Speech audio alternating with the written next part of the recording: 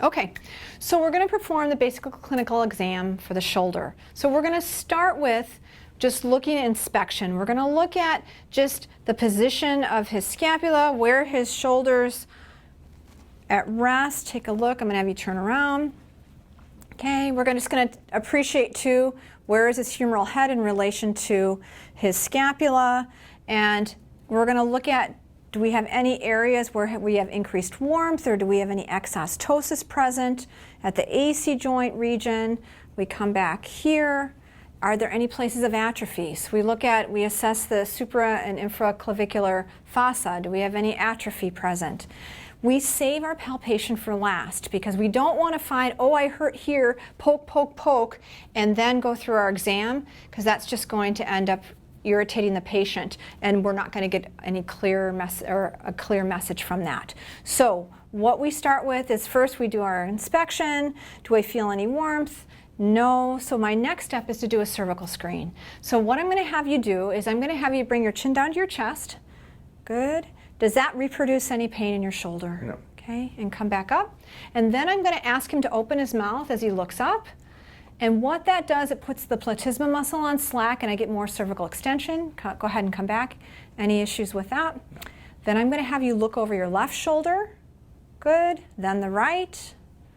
Good. Then come back. And then I'm going to have you bring your ear down to your shoulder for me. Okay, good. And come back. And then the other side. Good. Come back up. Then I'm going to do a Sperling's test as well. And what I'm going to do with that, okay, I'm going to have you have a seat. I'm just going to move this here. Go ahead and have a seat. So I'm going to do part one of the Sperling's test. And when we do this, I want to make sure that I'm not putting my palms on his head, but just my fingertips. I'm going to bring you into extension, side bending. If he has no symptoms, then I'm going to add a little downward pressure. Are you doing okay? Mm-hmm. Okay. And I come back up. If this reproduces any shoulder pain, that's indicative that we're dealing more with a cervical issue. We're going to do this on the other side, extension and side bending, so part one. If there's no symptoms, then I'm going to add a little downward pressure, okay? And come back up. Any problem with that? No problem. Okay, go ahead and stand up for me. So now we're going to take a look at his clavicular motion. So I'm just going to ask him to shrug up for me. Come up, good, okay, and come back down. And I want you to slide your hands down your legs to go into depression. And I'm just watching to see how he moves. Come back up. Then I'm going to, and go ahead and relax. Then I'm going to have him bring his shoulders forward, so to protract. Good, and come on back. And then I'm going to ask him to pinch his shoulder blades together, and we're going to hold that for 15 seconds. And what that does is it helps us to get an appreciation of his scapular stabilizer recruitment. So go ahead and come turn all the way around for me and hold that. And this is where you see when people have weakness, you can start to see them starting to shake. Good. And go ahead and relax. Next, I'm going to take a look at his resting scapular alignment. So how I do that is I'm going to start, I want to find the most prominent aspect of the lower cervical spine, which I think is C7. I'm going to have him look up for me. So here, actually, I was on T1. So here's C6. When he extends, that will cause that spinous process to translate in a ventral direction. It should disappear when he extends. So I know I'm on C6 here, C7, T1, and T2. When we look at alignment for our scapula, we should see at the superior angle, it should line up at T2. And we can see from here that he's a little bit depressed because here's his superior angle here, and here's the superior angle as well. So I would love to see him be relaxed for me right here, and his neck would be happier with that. Okay, go ahead and relax. So from here, I find a superior angle. Then I'm going to come down. I'm going to follow the medial scapular border, and I'm going to feel that on both sides in relation to his thoracic spine. And this is where we can get an appreciation if he's in a downwardly rotated position or if he's in neutral. So it looks like he's just depressed with his scapula. So we don't have any rotatory component. Then I'm going to assess from the side. I'm going to have you turn. I'm going to find the anterior and posterior acromion. I'm going to find here the humeral head. And I'm going to look at where his humeral head is in relation to his acromion. It should be no more than 1/3 of the width anterior. And sometimes if you see it more shifted, that could be related to a posterior shoulder tightness or a scapular problem. I'm going to have you turn here, all the way over here, and I'm going to look at that same thing on the opposite side. So here we see a little difference. Here's the anterior and posterior acromion. Here's his humeral head shifted. So if I find this, where it's more, in this case, 1/2 of the width anteriorly translated, I'm going to reposition him. Okay, hold that for me. And I want to see if that changes, then I'm thinking it's probably more a scapular issue. If it doesn't change, I'm thinking it might be more of a posterior shoulder issue. Go ahead and relax. So now I'm going to have you turn around, and I'm going to do some prepositions. So this is from Kibler. We're going to do 3 different prepositions. I'm going to be watching to see what his scapula does. So I'm going to have you first go into like a scolding position for me here. And I'm going to look at symmetrically, do we see a difference? We see a little more anterior tilting on this side, where we see more of a prominence of his inferior angle. Then I'm going to have you bring your thumbs down and come in front for me here. And now we can appreciate how much he abducts, and that looks pretty symmetrical. And last, I'm going to have you come out here for me at 90 degrees. Good. And again, looking for symmetry. Good. Go ahead and relax. So now we're going to take a look at his active movement. So we're going to have you, I'm just going to ask him to raise his arms up. So we want to look at it in flexion, in scaption, and in abduction. Okay, so I'm going to ask you just to come up for me, raise your arms up. And this is where I'm going to be assessing, does his inferior angle meet the mid-axillary line? Go ahead and come on down. Good, and try that again. Now if you have a younger person, you may find that you need to give them some weight in their hands to really show if they have a scapular dyskinesis. Go ahead and come back down. Now let's try coming in scaption here. Okay, so kind of an in-between at a 45. Come on up. Good. And slowly come back. Good, and one more time.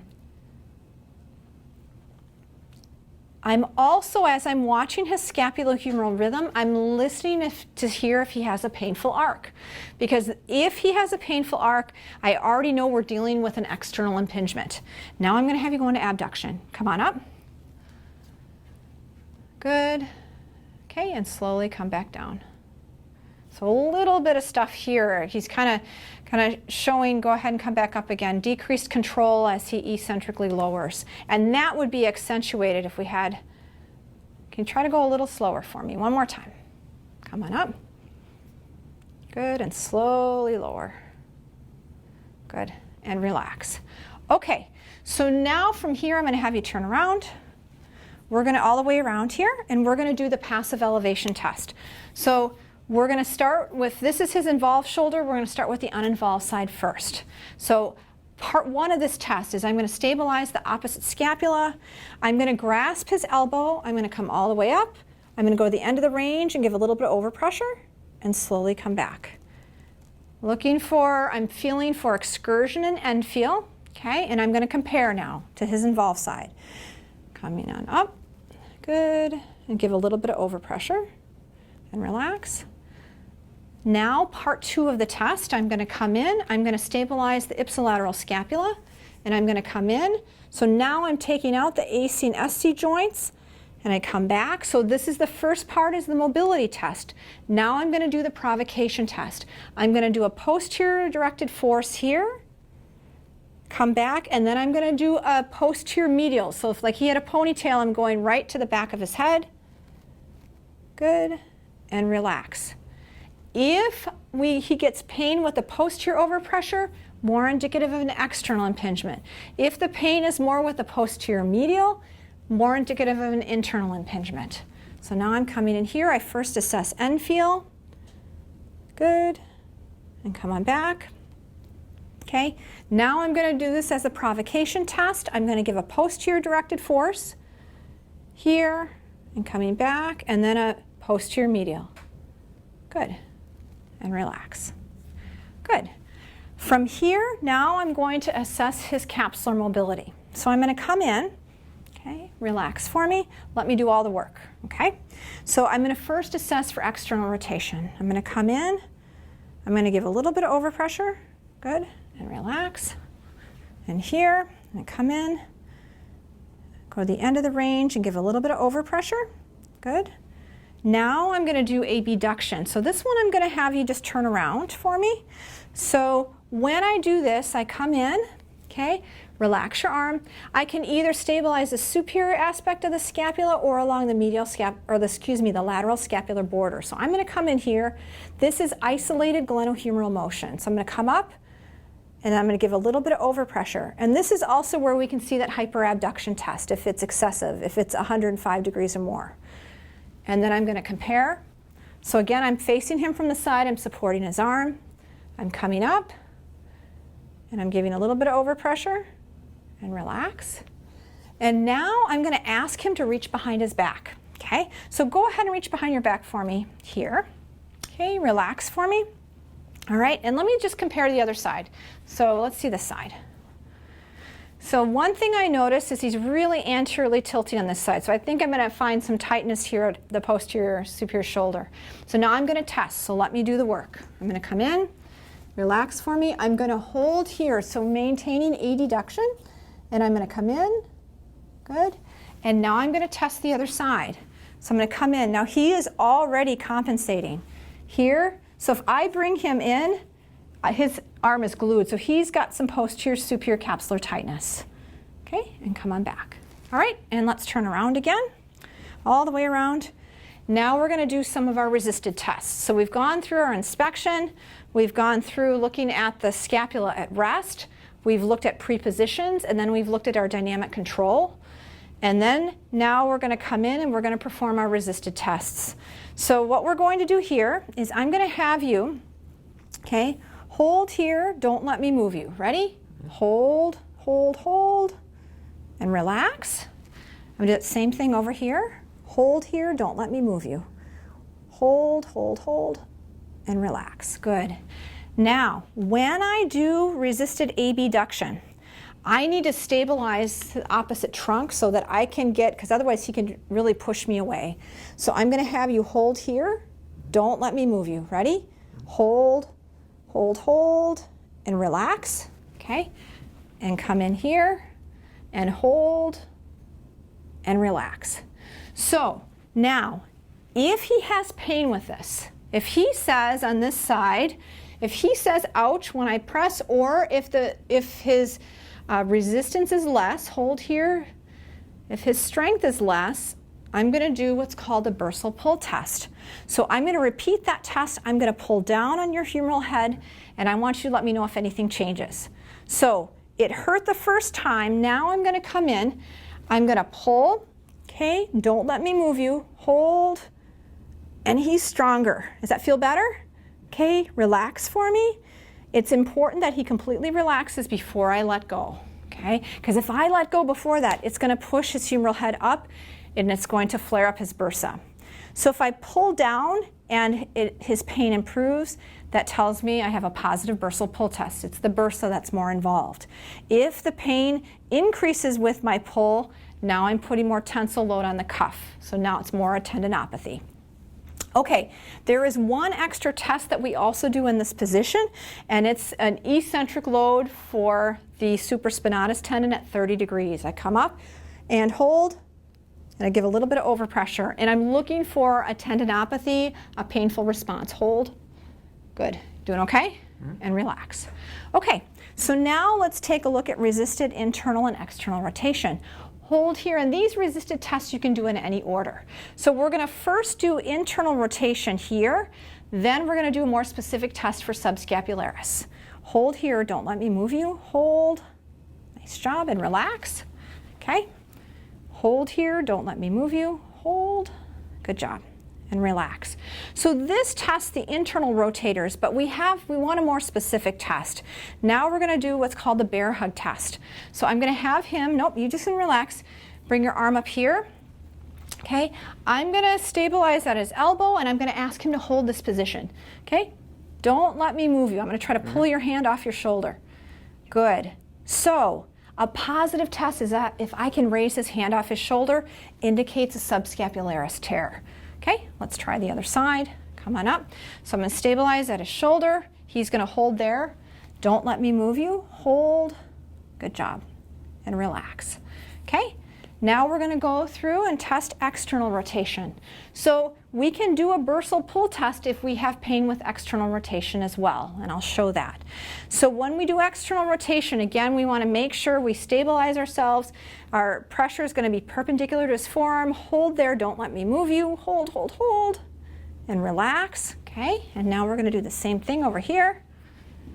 Hold here, don't let me move you. Good. So if he says ow, say ow.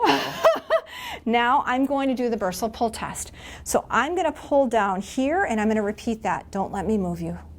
Nice job. If it's stronger and or less painful, that's indicative of a positive test, and relax for me. Good. Okay. So now we're going to do elbow flexion and extension. So come up here, hold here, don't let me move you. And when you do this again, you want to be perpendicular to his forearm. Hold there, hold, hold, hold, and relax. Good. Okay, and come in, hold here, good, and relax. And then for resisted elbow extension, what I'm going to do is I'm going to use my elbow against my hip because, again, he's going to overpower me otherwise. Hold here, don't let me move you. Good, and relax. Okay, good, hold. Good, and relax. Nice job.